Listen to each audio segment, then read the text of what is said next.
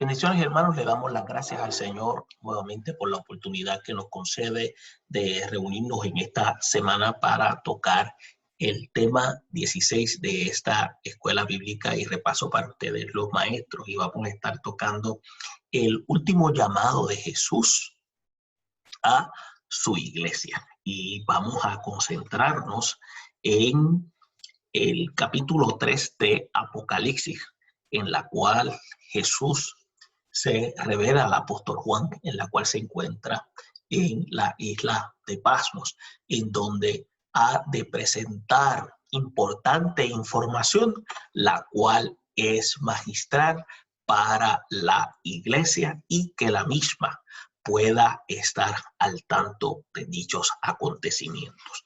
Es por eso que la semana pasada tocamos puntos importantes en la cual estuvimos señalando el diagnóstico de Cristo a la iglesia y pudimos mencionar en el capítulo 2 asuntos en la cual la iglesia, específicamente algunas iglesias, tanto como entiéndase Esmirna, la iglesia también como de Pérgamo y la iglesia de Tiatira, fueron señaladas en el diagnóstico de Jesús. Vamos entonces también a ver en este caso, y también quiero señalar la iglesia de Éfeso, que también fue señalada. Y vamos a ver en este caso cómo el Señor va a mencionar el resto de las iglesias en esta sección. Y es importante que ustedes como maestros se mantengan al tanto sobre este llamado. Y este llamado incluye una alerta, incluye también un aspecto de reflexión, autorreflexión, tanto a nivel individual como a nivel colectivo. Y a la misma vez también ayuda a que la iglesia de ese tiempo pueda mantenerse en un alto nivel de esperanza, porque lo que Dios había prometido a través de la obra de Jesucristo sí había de cumplirse, y que el Señor iba a encargarse de que aquellos que se mantuvieran fiel, Él se encargaría de galardonarlo. Por lo tanto, vemos cómo el Señor, a través del apóstol Pablo, o a través, perdón, del apóstol Juan, Él entonces se encarga de enviarle esta gran información esperanzadora en el libro de Apocalipsis, que es más bien este tipo de boletín informativo, la cual ha de llenar de esperanza. Pero dentro de toda esta información hay exhortación, hay amonestación, hay edificación para la iglesia. Y es por eso que esta llamada, si usted puede evaluar entre líneas, está también impreso el amor profundo de Jesucristo hacia la vida de la iglesia. El pensamiento central señala que cada creyente necesita examinarse a sí mismo para comprobar su actitud agradable al Señor. Entonces, significa que es un trabajo de autorreflexión y a la misma vez de introspección, como qué estoy haciendo y por qué lo estoy haciendo. Y también debo entender de que estoy desnudo ante la presencia del Señor y que todo lo que realizo yo he de rendir cuentas. Es por eso que la vida, la cual yo he decidido vivir en Cristo, demanda entonces una demostración de justicia en conducta para demostrar a aquellos que no han conocido la experiencia carismática puedan ver la transformación de la obra de Jesucristo a través de cada uno de nosotros. Es por eso aquí creyente se está refiriendo a aquellos que han sido lavados por la sangre de Cristo. Y esta expresión figurada significa aquellos que han nacido de nuevo, aquellos que han permitido que la vida de Dios se haga manifiesta en sus vidas y por lo tanto esta sea presente en su diario vivir mediante frutos de justicia. El texto audio en la cual va a estar discutiéndose en la lección dice: he aquí, yo vengo pronto. Dice: retén lo que tienes para que ninguno tome tu corona. Entonces, tenemos que observar lo importante de lo que Jesús está haciendo mención en este versículo. En el versículo 3:11, cuando hace un señalamiento contundente diciendo que regresa.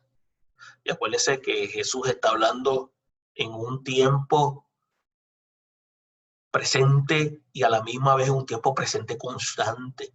Acuérdense que Él sí ha de venir y a la misma vez ha de dejarle saber a la iglesia de que de la misma manera que Él regresó, ha de retornar nuevamente. Entonces, retén lo que tiene, o sea, lo que yo he plasmado en ti y que tú has manifestado en mí, para que ninguno, entiéndase, aquí cuando dice ninguno tome tu corona, se refiere a que ninguno arrebate de ti lo que ya yo he puesto en ti, que es esa salvación, ese regalo de tener conmigo esa inmunidad sobre la muerte, para que tengas entonces conmigo una participación eterna.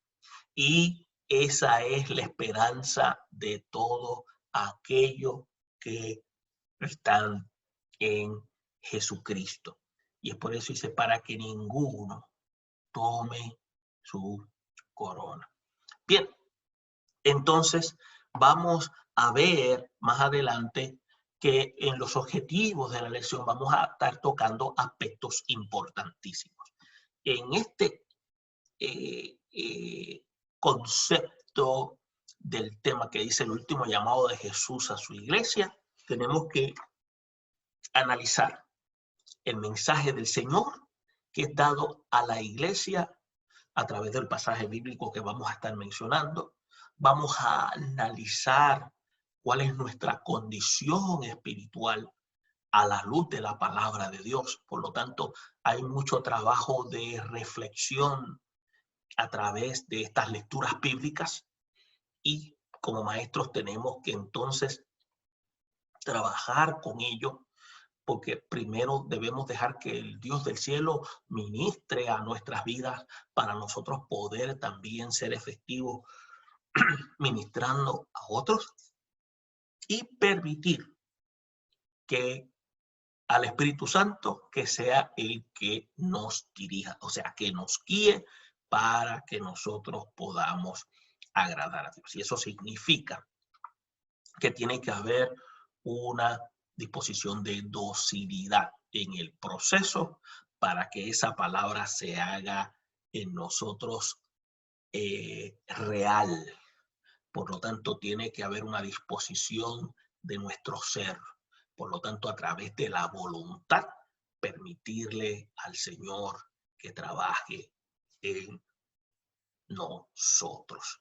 Bien, y es importante que nosotros, primeramente, los que vamos a estar conduciendo esta enseñanza, debemos, escuche bien, analizar, ser lo más inductivo posible, ver lo que el Señor ha otorgado a la iglesia, cuáles son las demandas y requisitos a la luz de la expresión bíblica. No es lo que nosotros opinamos, Y es como siempre cuando señalamos en algunas clases y en algunas clases de seminario. O sea, el Señor nos está pidiendo nuestra opinión. El Señor nos está diciendo, esto es lo que hay que hacer. Acuérdese que Dios tiene una mente tan transparente y trascendente que puede ver más allá de los tiempos y ver lo que nosotros no vemos. Y después dice, analizar. Y aquí también de manera inductiva, de manera profunda y de manera honesta, nuestra condición espiritual a la luz de la palabra. Siempre, siempre nosotros tenemos que hacer un autoanálisis de nuestra vida espiritual, porque siempre hay algo que hay que calibrar en nuestra vida para que nuestra vida de relación con Dios vaya alcanzando un peldaño de cercanía hacia Él. Ahora, también otro aspecto importante, y lo que estoy haciendo es reiterando, tenemos que dejar que la persona del Espíritu Santo sea nuestro guía en el proceso. Y es lo que nosotros tenemos que enfatizar primeramente en nuestra vida como docentes dentro de la comunidad de fe, para que así también los miembros puedan también seguir ese paso a la luz de las Sagradas Escrituras. Vamos entonces a presentarles a ustedes dónde es que se encuentran las iglesias ubicadas, y queríamos presentarles aquí, por ejemplo, donde se encuentra la iglesia de Éfeso, aquí. Luego, si usted pasa, vamos a la iglesia de Esmirna, que se encuentra ubicada en esta área. Luego pasamos a Pérgamo, Tiatira,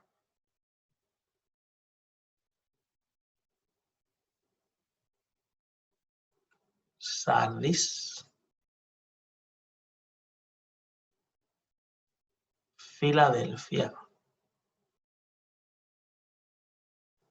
y la Odisea.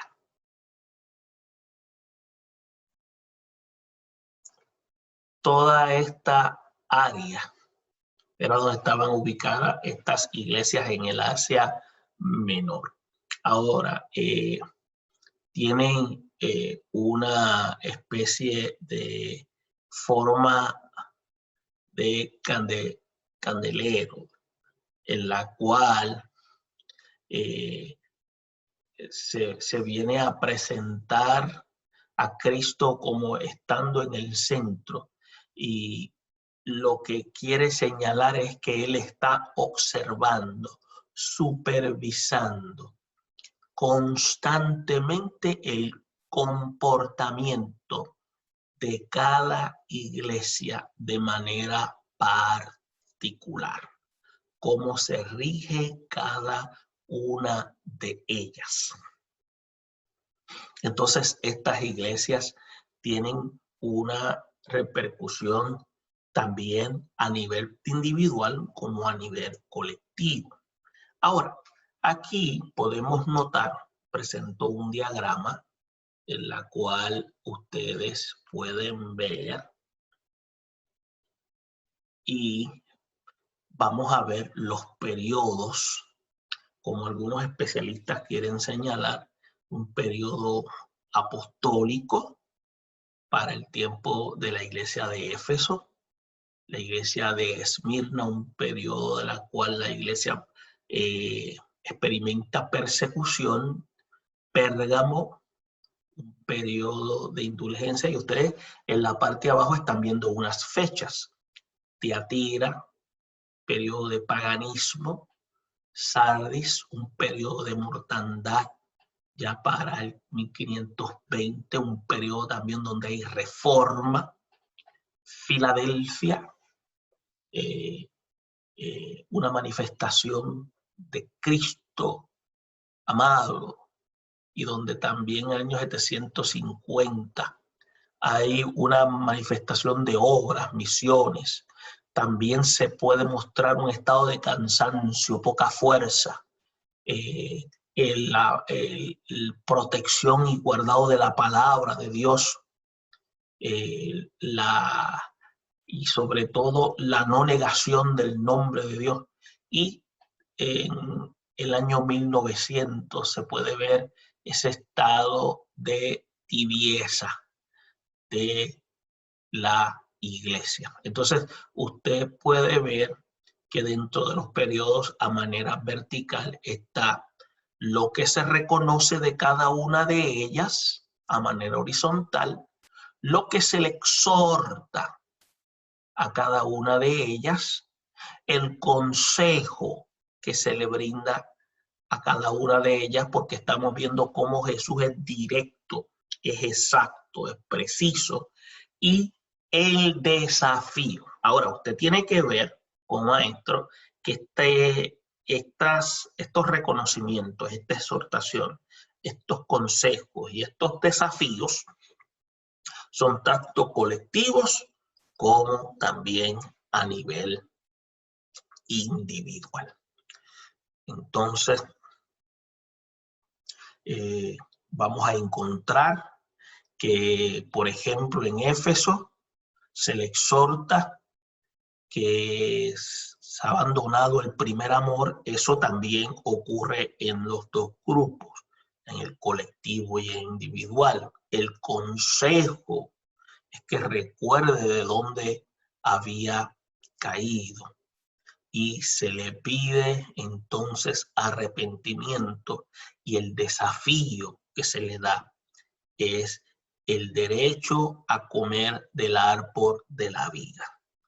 Y ahí pues nosotros entendemos que es una referencia a esa vida eterna juntamente con Cristo. Y vida eterna no es simplemente vida que no se acaba, sino ahí se refiere a una vida plena con Dios. ¿Por qué? Porque aún las personas sin Cristo van a tener vida eterna, porque hay una vida eterna con Cristo y una vida eterna sin Cristo. Entonces usted puede también hacer el mismo análisis con el resto de las 6 iglesias. Y usted va a ver el estado, cómo se reconocen, se exhorta, se aconsejan y se desafían. Vamos a las lecturas bíblicas y luego de las lecturas bíblicas vamos al proceso de análisis. Bien, en las lecturas bíblicas se señala lo siguiente y dice así, partiendo de Apocalipsis 3:1. Usted va a notar en las lecturas bíblicas que hay versículos que se sobresaltan. Vamos a estar tocando cada uno de ellos y vamos a estar presentando análisis inductivos de tal manera que usted puede tomar apuntes y luego presentar cada análisis de manera coherente así en sus respectivas congregaciones, para ser así de edificación y de aclaración, para aclarar entonces algún tipo de duda que pueda surgir durante el proceso de clase. Comenzamos a leer diciendo lo siguiente. Dice: escribe al ángel de la iglesia de Sardis, el que tiene los 7 espíritus de Dios y las 7 estrellas. Dice esto: yo conozco tus obras, que tienes nombre de que vives y estás muerto. Sé vigilante y afirma las otras cosas que están para morir, porque no he hallado tus obras perfectas delante de Dios. Acuérdate pues de los que has recibido y oído, y guárdalo y arrepiéntete. Pues si no velas, vendré sobre ti como ladrón, y no sabrás a qué hora vendré sobre ti. Escribe al ángel de la iglesia de Filadelfia. Esto dice el santo, el verdadero, el que tiene la llave de David, el que abre y ninguno cierra, y cierra y ninguno abre. Yo conozco tus obras. He aquí, he puesto delante de ti una puerta abierta, la cual nadie puede cerrar, porque aunque tienes poca fuerza, has guardado mi palabra y no has negado mi nombre. He aquí yo tengo de la sinagoga de Satanás a los que dicen ser judíos y no lo son, sino que mienten.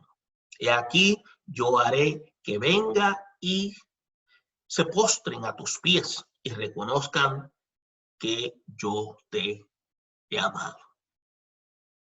Y escribe al ángel de la iglesia en la Odisea. He aquí el amén, el testigo fiel y verdadero, el principio de la creación de Dios, dice esto. Yo conozco tus obras, que ni eres frío ni caliente. Ojalá fueses frío o caliente, pero por cuanto eres tibio y no frío ni caliente, te vomitaré de mi boca. Y aquí yo estoy a la puerta y llamo. Y si alguno oye mi voz y abre la puerta, entraré a él y cenaré con él y él conmigo. Bien, luego de hacer lectura de los pasajes, vamos a tocar tres aspectos de importancia y vamos a estar hablando del mensaje a una iglesia muerta, o mejor dicho, de una iglesia casi muerta, que se encuentra entre el capítulo 3 de Apocalipsis, del 1 al 6.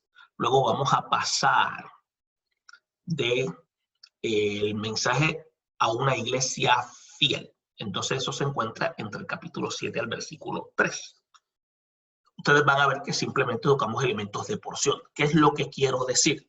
Usted y yo como maestros somos responsables de leer todo el capítulo 3 para tener entonces un panorama completo para entender todo lo que está pasando en el pasaje y así entonces cuando vayamos a conducir la clase podamos entonces tener una total claridad de lo que vamos a presentar. Y tercero, un mensaje a una iglesia tibia, en la cual se presenta en el capítulo 3, desde el versículo 14 al 22.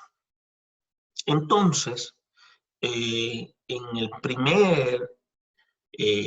los versículos que vamos a estar tocando, vamos a ver el mensaje de una iglesia que está casi muerta. Y vamos a ver el diagnóstico espiritual de una iglesia que está en un estado agonizante y los pasos necesarios para que esta iglesia pueda volver a la vida. Ahora, además del significado histórico, es muy común asignarle a los mensajes de la iglesia un sentido también simbólico. Es por eso que se ha dicho que Sardis representa a la iglesia de la Reforma Protestante. Y se entiende que es para el año 1500-1750, con la renovación de la luz del Evangelio de la Gracia. Ahora, Filadelfia representa la iglesia misionera, que es más o menos entre el año 1750 en adelante, con una puerta abierta al mundo para la evangelización. Y la Odisea representa la iglesia contemporánea, en su estado de tibieza espiritual, con muchos recursos y poca espiritualidad. Es importante que usted pueda entonces tener y hacer una comparativa de esto y un sentido espiritual. La iglesia de Sardis es la que proclama estar viva, pero que el diagnóstico que el Señor le da revela todo lo contrario. En otras palabras, la iglesia está lo que nosotros llamamos en un estado crítico, está muerta. Y solo lo que le queda son lo que nosotros decimos son algunos fieles. Y Filadelfia es la iglesia fiel a la cual el Señor nos reprocha en manera alguna. Entonces vemos la Odisea, que es la iglesia tibia en la cual el Señor reprende de una manera muy severa, sin tener nada bueno que señalar de esta. Entonces, el mensaje de estas tres iglesias, igual que el mensaje que se dieron en las lecciones, la lección anterior, mejor dicho, la lección 15. Esta es la voz de Dios para nosotros, la iglesia. Y es que tiene esta expresión que es clave. Dice, el que tenga oídos, oiga. Esta expresión es para la iglesia, no es para los inconversos. Entonces, Dios quiere revelar que nosotros tenemos que prestar atención porque lo que Él dice es contundente y es de vida o muerte. Y cuando dice de vida o muerte, tiene que ver con repercusiones de carácter espiritual. Y cada creyente necesita examinar su vida de manera cuidadosa para ver si sus acciones son estas acciones las cuales agradan a Dios o no. Y no podemos olvidar que estamos lo que se llama bajo un escrutinio de la omnisciencia y la sabiduría de Dios, que sabe todas las cosas y nos conoce mejor que a nosotros mismos. Y que nuestra oración debe ser una de transparencia. Es por eso que nuestra oración debe ser una en la cual Dios nos debe examinar, porque Él es el que ha de probar nuestros corazones, como decía el salmista, examíname, oh Dios. Conoce mi corazón. Y ahí, cuando el salmista decía eso, está diciendo, tú conoces el todo de mí, conoces mi intelecto, conoces mis sentimientos, conoces mi voluntad. Prueba y conoce mis pensamientos y ve si hay en mí camino de perversidad y guíame por el camino eterno. Entonces, es importante que nosotros mantengamos claro la supervisión escrutinosa que tiene Jesús sobre su iglesia amada y cómo es esta auditoría espiritual de parte de Él, porque la intención no es humillar a la iglesia.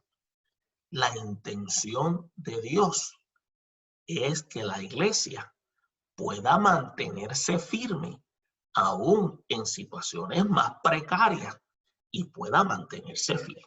Ahora bien, vamos a empezar. Ya le dimos un aspecto introductorio.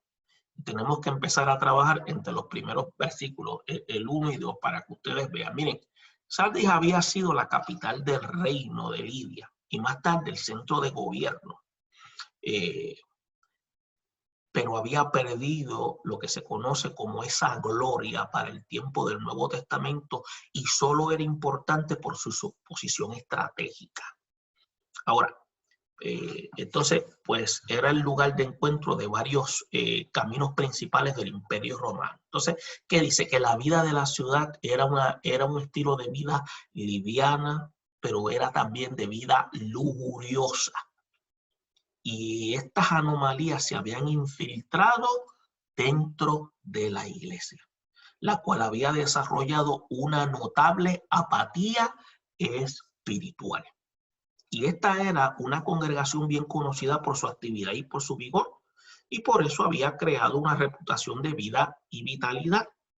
Pero el Señor había hecho un escrutinio y reveló que todo eso era solo una formalidad y que todo aquello era un ímpetu, pero no había vida del Espíritu Santo. En otras palabras, en la iglesia de Sardis había una especie de Icabod, o sea, la presencia de Dios ya no estaba.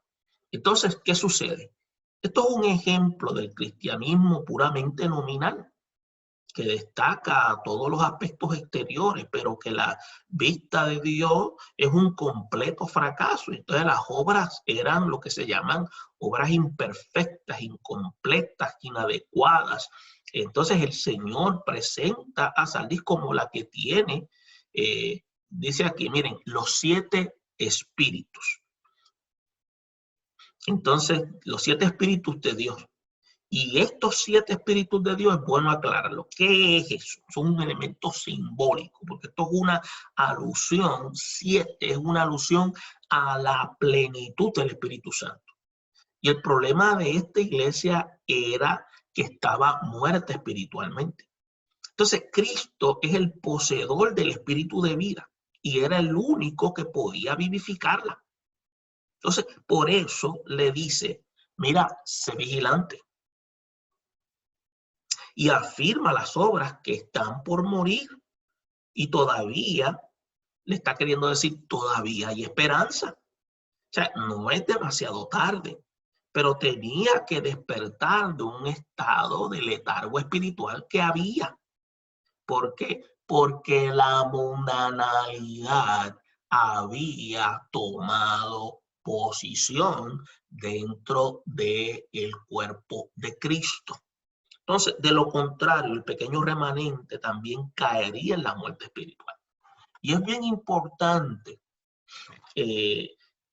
notar cómo ese es de manera directa, evaluada por el mismo Señor. Entonces, esta iglesia, aun cuando parecía demostrar que tenía vida, había perdido, escuche bien, había perdido visión, había perdido pasión, se veía activa, pero estaba indiferente. O sea, hacía cosas para Dios, pero no estaba con Dios. Esas son cosas completamente distintas. Entonces, ese es el detalle. Nosotros tenemos que tener mucho cuidado porque a veces nosotros pensamos que el hacer cosas para Dios es estar con Dios. Yo puedo estar haciendo cosas para Dios, pero no estar viviendo conforme a la voluntad de Dios. Entonces, hay unos pasos necesarios para volver a la vida.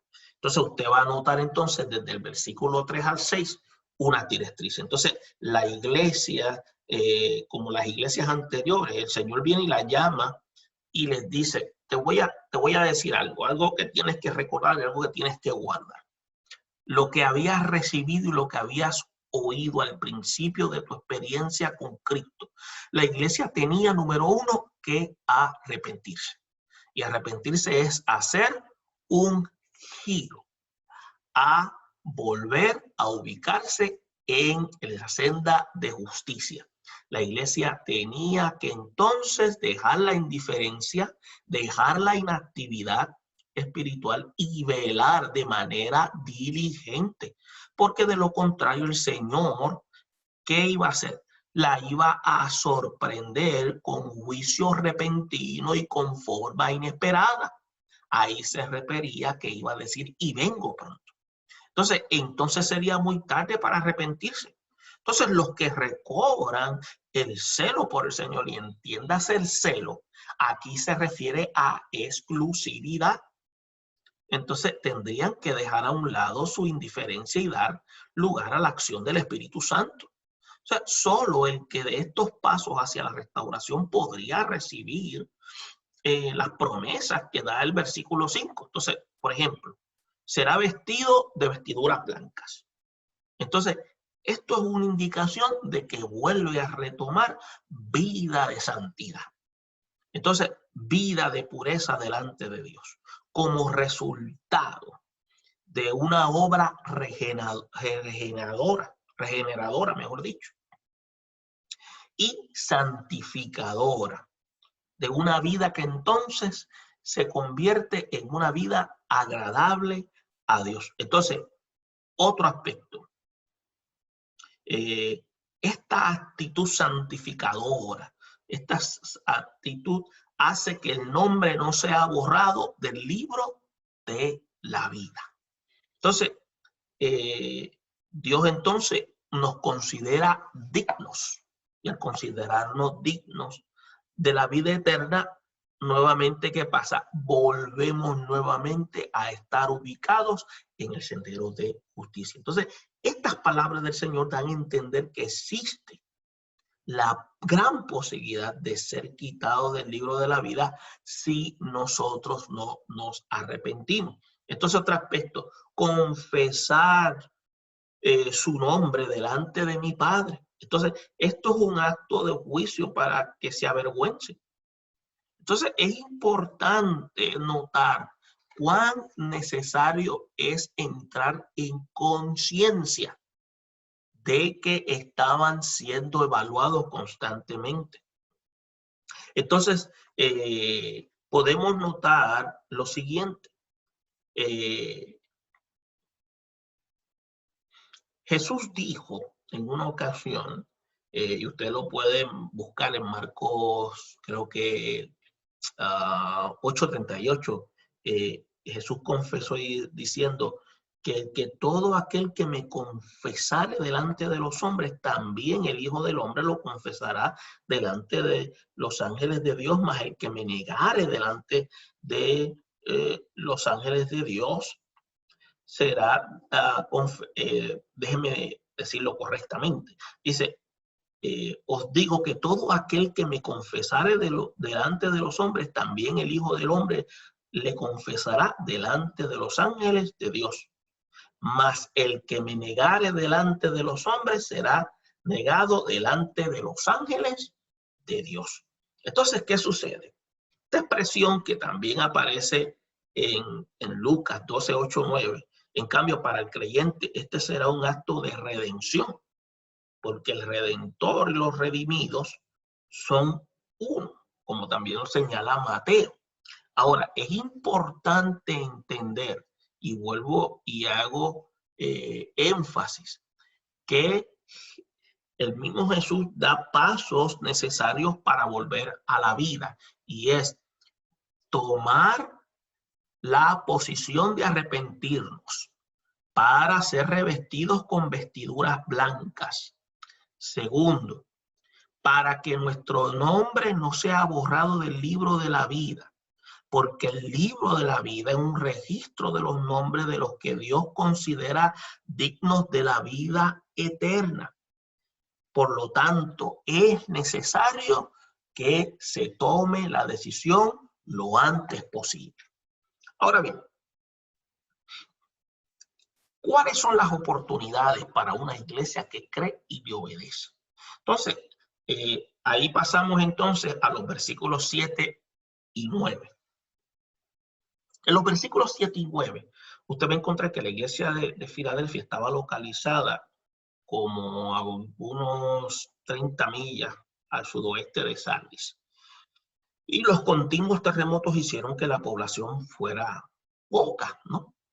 Entonces la iglesia era pequeña, pero estaba en lo que se llama, dentro de lo que se conoce, estaba saludable y no recibió ningún reproche, ninguna reprimienda. Entonces Jesús es descrito en términos de su excelencia moral, el santo, como título divino, como lo dice, y su designación para el Mesías en el Salmo 16:10. Entonces, como hombre no tuvo culpa, pecado ni contaminación como Dios. En el origen de pureza y perfección. Entonces, ¿qué pasa? Entonces también se le designa como el verdadero, es decir, el que es genuino, que es real, el que corresponde a la realidad, o que es fiel, que es confiable. Lo cual en este caso viene a ser una identificación directa de la iglesia fiel. Entonces dice, el que tiene las llaves de David, que es un lenguaje tomado de Isaías 22:22, y que presenta a Cristo como el Mesías con poder absoluto para controlar la entrada del reino celestial. Ahora, estamos viendo el escrutinio de Jesús, cómo expone las buenas obras de la iglesia como su fuerza de paciencia y fidelidad. La poca fuerza se refiere a que era una congregación pequeña, era pobre, pero sin embargo Filadelfia era fiel y era verdadera. Entonces, ha guardado la palabra, pero también dice, ha guardado mi palabra y no ha negado mi nombre. Entonces, ¿qué sucede? Filadelfia, la persecución venía mayormente de los judíos, quienes tenían el control de las sinagogas y demandaban la negación del nombre de Jesús como una prueba de fidelidad y espiritualidad. Pero sus calumnias y la persecución contra la iglesia, los judíos merecían el nombre de Jesús, les asignen este mensaje. Entonces, ¿qué sucede? La sinagoga, por eso es que se le llamaban las sinagogas de Satanás. ¿Por qué? Porque estos mismos estaban diciendo que él no era el Jesús. Entonces, pero la iglesia permaneció en la palabra y se mantuvo en la fe. Entonces, el Señor les dice que ha puesto delante de ella lo que se llama una puerta abierta. Como dice en el versículo 8, dice, yo conozco tus obras y aquí he puesto delante de ti una puerta abierta. Y Jesús es la puerta por la cual la iglesia había entrado. Dice, yo soy la puerta, el que por mí entrare será salvo. Entonces, por ejemplo, en un sentido espiritual, una puerta abierta, lo que significa es la oportunidad de llevar el evangelio a todas partes. Por su oposición estratégica, el Señor les había dado una gran oportunidad para la evangelización, así como se le dio al apóstol de los gentiles. En la actualidad, escuche bien, estamos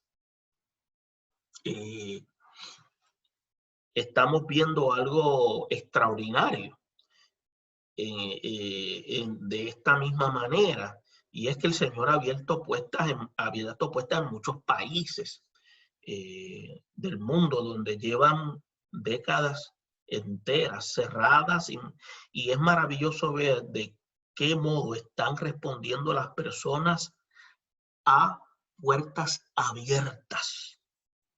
Pero existen muchos lugares que todavía permanecen puertas cerradas y se nos anima a orar para que las puertas también puedan ser abiertas y la palabra de Dios pueda ser llevada para salvación. Entonces, ¿qué sucede? A la magnífica iglesia de Filadelfia, el Señor le hace 3 promesas. La primera, le promete la victoria sobre sus enemigos. Le haría que los judíos se humillaran y vinieran delante de ella y reconocieran que los cristianos cuentan con el amor de Jesucristo. El otro aspecto, Jesús les promete a la iglesia de Filadelfia lo que había venido a hacer, la promesa que nos infunde la absoluta confianza y esperanza. La iglesia no pasará por la tribulación. Esto se deduce de la declaración divina, yo también te guardaré de la hora de la prueba que ha de venir sobre el mundo entero para probar a los que moran sobre la tierra. Entonces, la prueba de la cual será librada la iglesia es universal y esta es algo que está cerca. Entonces, esta es una referencia al arrebatamiento de la iglesia antes de la gran tribulación.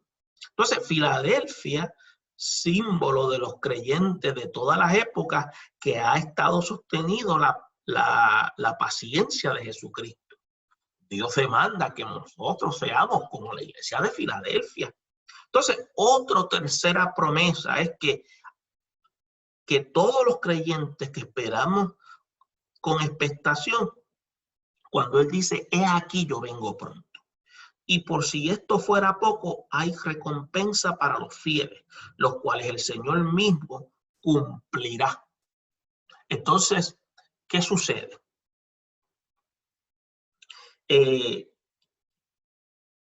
cuando dice lo cual él mismo cumplirá, implica, lo haré como la columna del templo de mi Dios, que es un lenguaje figurado, que la cual alude a la posesión de la estabilidad y la seguridad eterna de los fieles. Entonces también escribe sobre el nombre de mi Dios, lo cual es símbolo de identificación y posesión que indica que pertenecen a Dios. El nombre de la ciudad de mi Dios expresa la seguridad de la ciudadanía eterna en la Nueva Jerusalén, como lo dice Gálatas 4:26, con un nombre nuevo. Y cuando Cristo regrese como vencedor tendrá un nombre nuevo que nadie reconoce, o mejor dicho, que nadie conoce, sino solo Él. Esta es la forma simbólica de sugerir la gloria y majestad en su revelación, que será compartida por aquellos que han sido fieles. Es por eso que la autorrevelación espiritual puede ser un ejercicio muy útil, y si se hace con honestidad, entonces es importante que se pueda dirigir a la persona a un falso sentido de seguridad. Y esto es lo que está pasando con la iglesia de Laodicea. Por eso es que se describe como una iglesia tibia. Porque fue una de las más rigurosas de todas las cartas. Aquí podemos ver cómo la iglesia demuestra cómo está su condición. Y podemos notar cuando dice el amén, la palabra se usaba para dar el visto bueno de cualquier proposición. Y en este sentido podemos decir que Jesús es la última palabra en todo lo que se tenga que decir y hacer en el mundo entero. Entonces, cuando dice el testigo, se puede confiar totalmente en su testimonio, porque jamás hubo mentira en sus labios, ni tampoco hubo lo que se llama deslealtad. Entonces, el principio de la creación, Él es el Señor de todas las cosas, sobre todo de la iglesia, y de ninguna manera se está insinuando aquí que Él sea parte de la creación, sino que sobre Él está fundado cada principio creativo. Entonces, ¿qué pasa? La reprensión a la Odisea es una reprensión que debemos entender que es severa. Y esta no tiene problemas doctrinales ni acusaciones morales. No es perseguida. Esta iglesia está en paz con todos. ¿Cuál es la falla entonces de esta iglesia? No tenía ninguna obra significativa. La iglesia falló en amar donde había odio, ser luz donde había tinieblas, en testificar de Cristo donde no era conocido y de sanar donde había enfermedad. Escuche bien, era una iglesia apática, no era ni fría ni caliente, lo cual es repulsivo para la obra del Señor. Y la iglesia cometió el grave pecado de desarrollar una imagen distorsionada de sí misma. Entonces la iglesia experimentó lo que habíamos dicho al principio.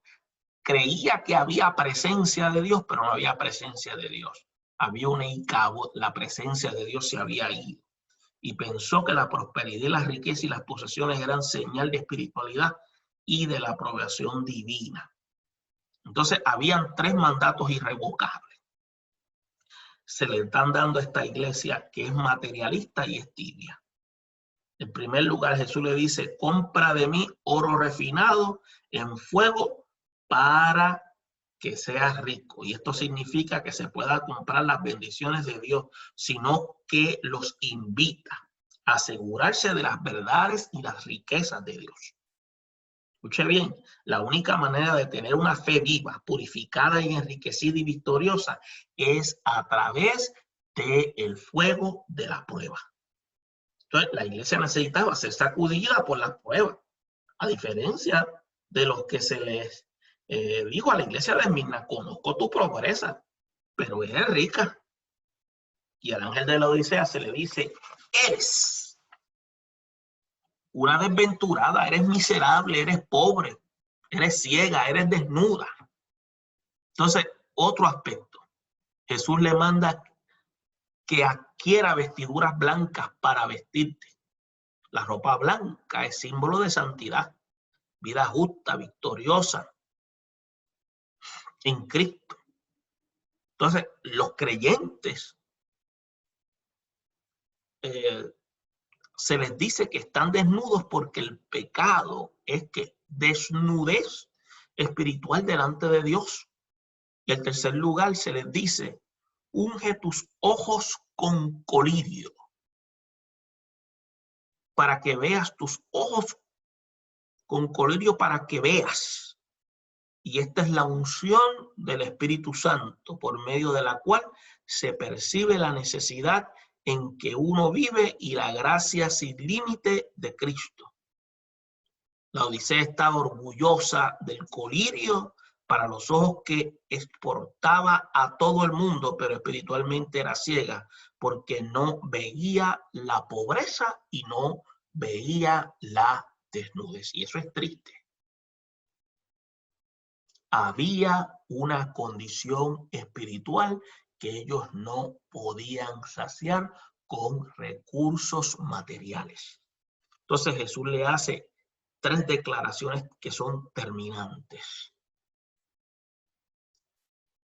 La primera es una explicación, dice: yo reprendo y castigo a todos los que amo. Entonces declara su amor por esta iglesia a pesar de la tibieza espiritual. Entonces se puede ver el amor, no puede haber amor si no hay reprensión. Y su reprensión procura lo mejor para los que él ama. Y les asegura que los reprende y los castiga porque les tiene amor. Entonces, otra segunda declaración de Jesús a esta iglesia, porque por ende, los cristianos, todo cristiano, es una exhortación primerísima de importancia para Dios. Y le dice que sea pues celoso, y le dice que se arrepienta.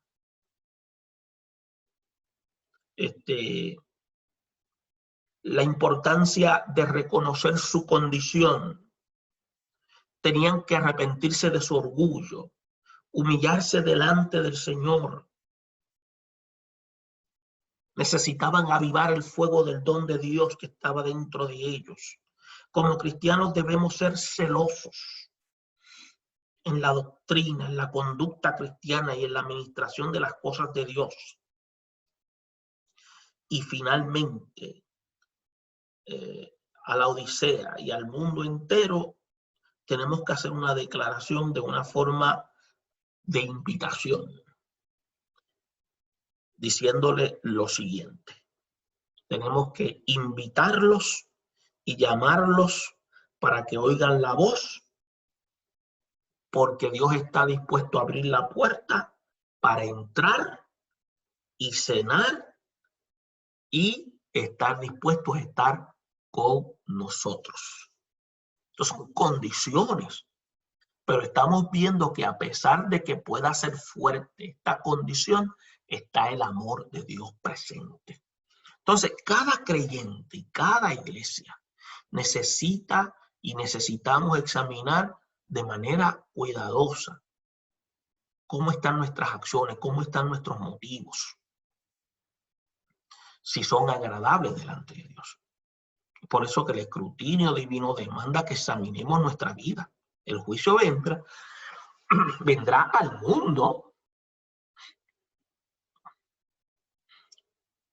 y es necesario que se comience por la casa de Dios, como decía el apóstol Pedro en 1 de Pedro 4:7, que tengamos cuidado con nuestra relación personal con Cristo, Entonces la iglesia de Sardis descuidó su relación personal con el Señor y aunque mantuvo su reputación y actividad, falló en ser testigo de Cristo en la sociedad y había perdido su visión y su pasión por las almas y era indiferente, apática y estaba muerta.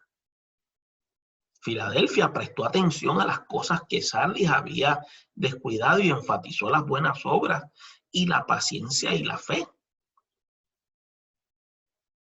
Fue fiel a Dios y su obra, por lo que Jesús no tuvo que reprocharle nada. Y la iglesia necesita renovar su fe y su fervor en el Señor. Pero la Odisea era una iglesia que se había envuelto en su peligroso orgullo de autosuficiencia y creía que lo tenía todo cuando realmente no tenía nada. Y necesitaba vivir en el fuego del don de Dios. Y cuando usted y yo analizamos estas condiciones, nos damos cuenta que muchos de nosotros nos podemos encontrar como una de esas 7 iglesias. Y es importante que entremos en ese proceso de autoevaluación para ver en dónde nosotros estamos ubicados, porque esto nos ayuda a nosotros a enderezarnos en los caminos.